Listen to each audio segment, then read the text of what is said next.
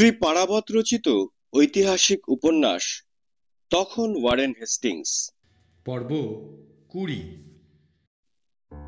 পাশের ঘরে সুখেনের মায়ের পাশে শুয়ে নীরু এতক্ষণ এইসব অস্বাভাবিক কাণ্ড কারখানা শুনছিল। সে সবটা বুঝতে পারছিল না। অদ্বৈতের কান্না তার গা সওয়া, তাতে নীরুর ঘুমের ব্যাঘাত কোনোদিনই হয় না। তার ঘুম আসছিল না অন্য একটা কারণে। কালী মন্দিরের কাছে সে এক নতুন হাতছানির ইঙ্গিত পেয়েছে। একবার ঘর পাতবার স্বাদ হলে সেই স্বাদ কি অপূর্ণ থাকলে শান্তি পাওয়া যায়? সুখেনের মায়ের ঘুমের মধ্যে বুক ভাঙা দীর্ঘশ্বাস তো এই পরের বাড়ির দাসীবৃত্তির জন্যই। নীরুরও হয়েছে মরণ। লোকটা মোটেও অজানা নয়, কিন্তু মানিকের মতো নির্ভরযোগ্য বলে মনে হচ্ছে না। মানিকের সেই বিনয়, সেই ভয় ভয় ভাব নেই এর মধ্যে।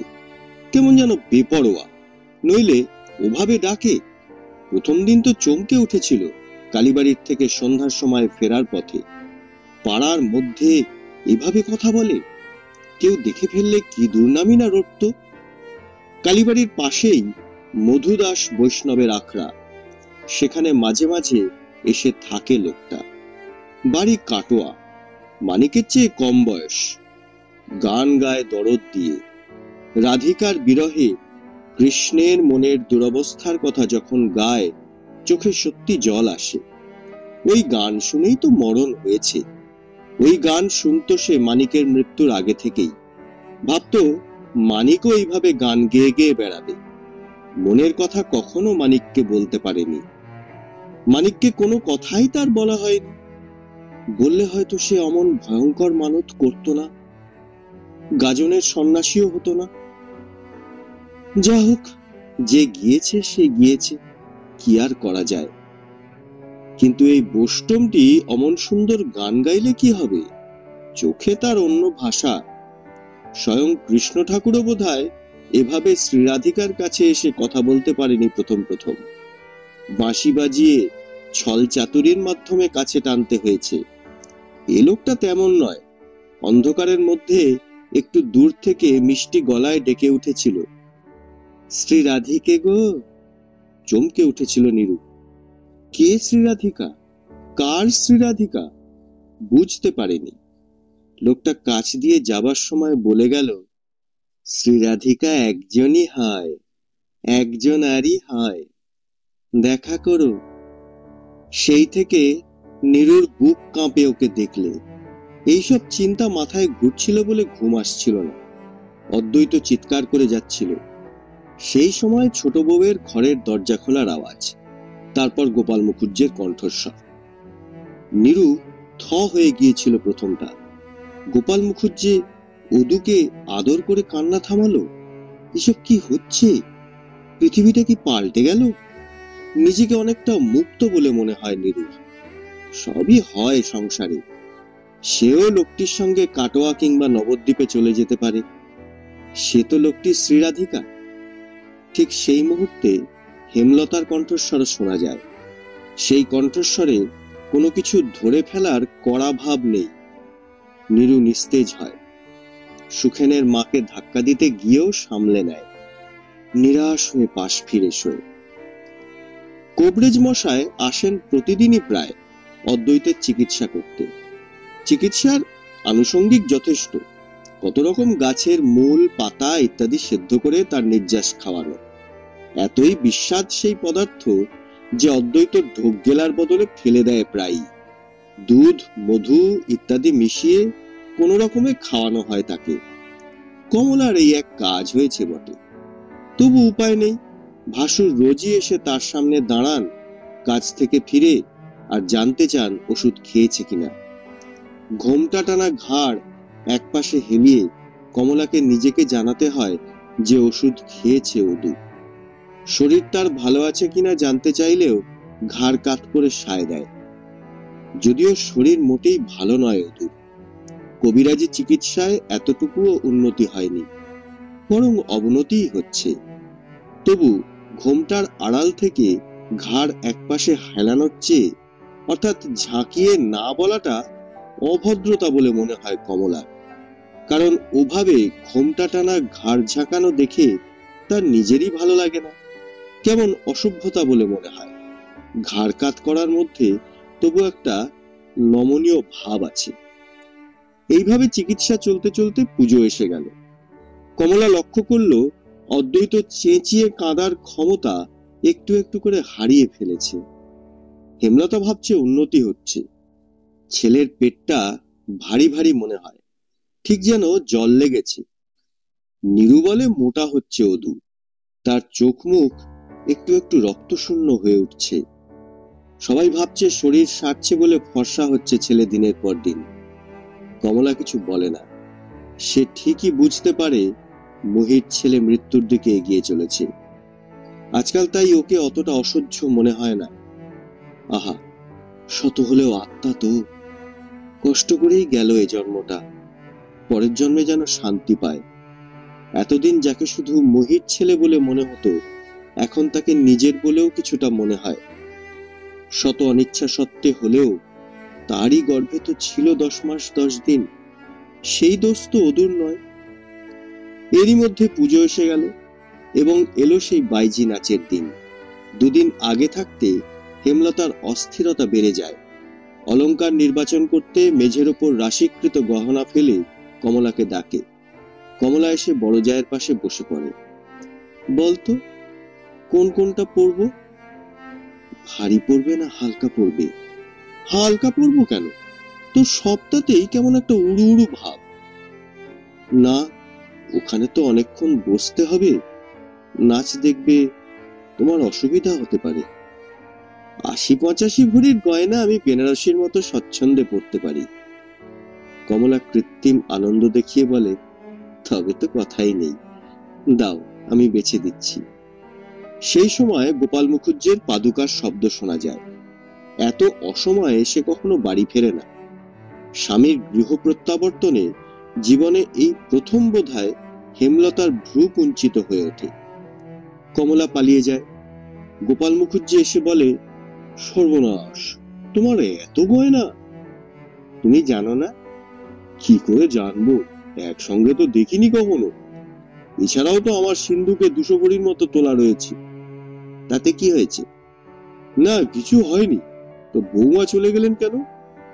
তুমি এলে বলে। আশাটা ঠিক হয়নি। না এলেই পারতে, আমার কাজটা হলো না। কি কাজ? কমলাকে বলেছিলাম বেছে দিতে। বাইজি নাচ দেখতে যেতে হবে না পরশু? হ্যাঁ, তা তো হবে। বৌমাও তো যাবেন। হেমলতার মাথা গরম হয়ে ওঠে।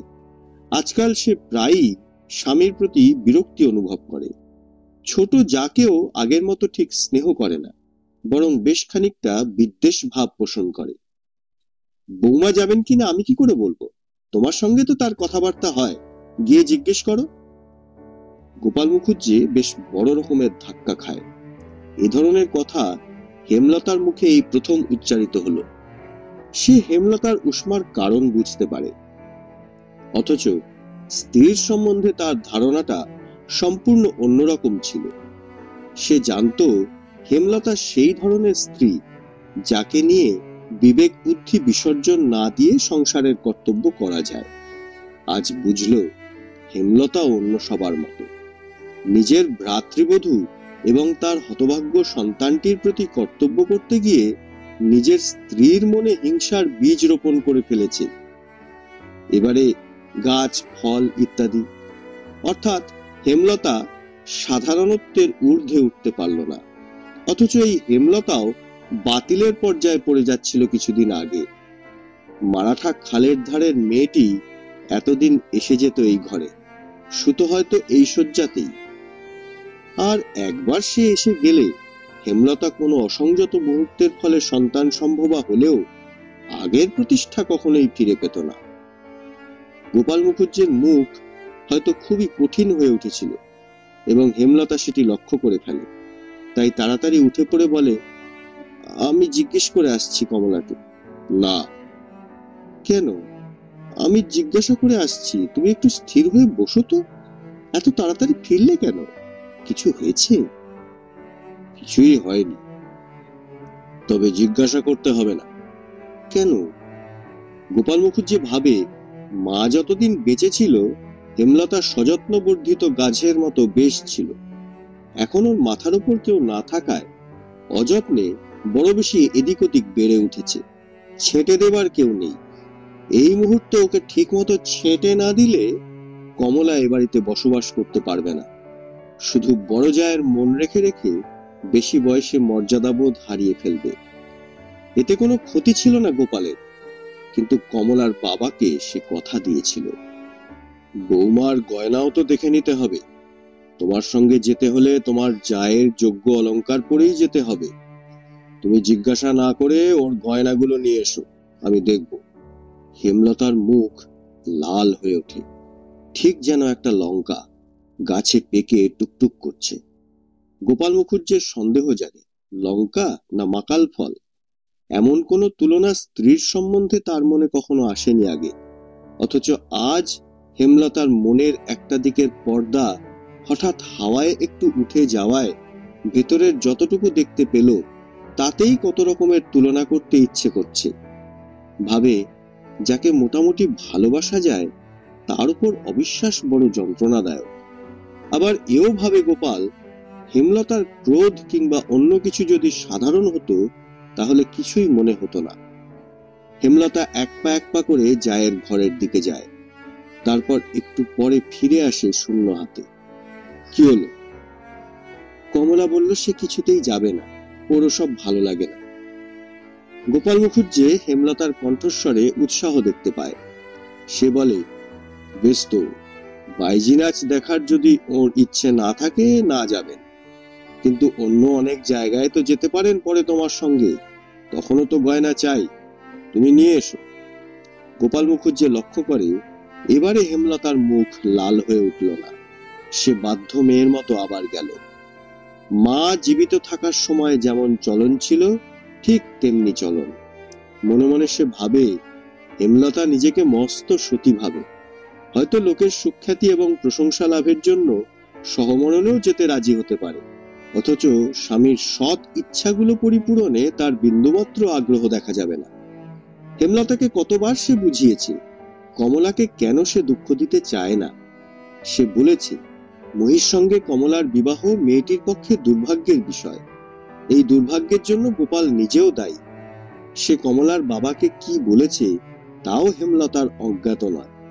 অথচ তার দিকে একটু বিশেষ দৃষ্টি দিতেই হেমলতার হিংসা মনের মধ্যে হিসিস করে উঠল। এমন স্ত্রীর সতী অসতীতে কি এসে যায়? এদের সতীত্বের ব্যাখ্যা কি এরাই জানে?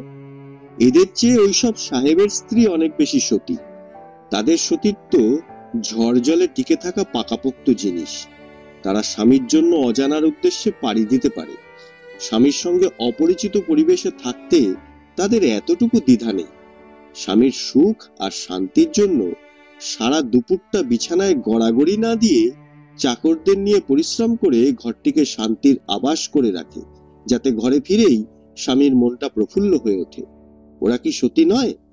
আজ গোপাল অসময়ে ঘরে ফিরে যে অভ্যর্থনা পেল, মেয়র সাহেব কিংবা প্রাইস বা হাইট সাহেব কি তেমন অভ্যর্থনা পান ঘরে ফিরে? বরং অসময়ে ফিরলে তারা হয়তো দুশ্চিন্তাগ্রস্ত হয়ে পড়ে। খিদিরপুরে গোকুল ঘোষাল সেদিন একটা গল্প করছিলেন, সাহেবদের সঙ্গে তার মেলামেশা ডকের জমি নিয়ে মামলা করার সময় থেকেই। গোকুল ঘোষাল সাহেবদের খানাপিনাতে না গেলেও তাদের পেটের কথা অনেক জানেন।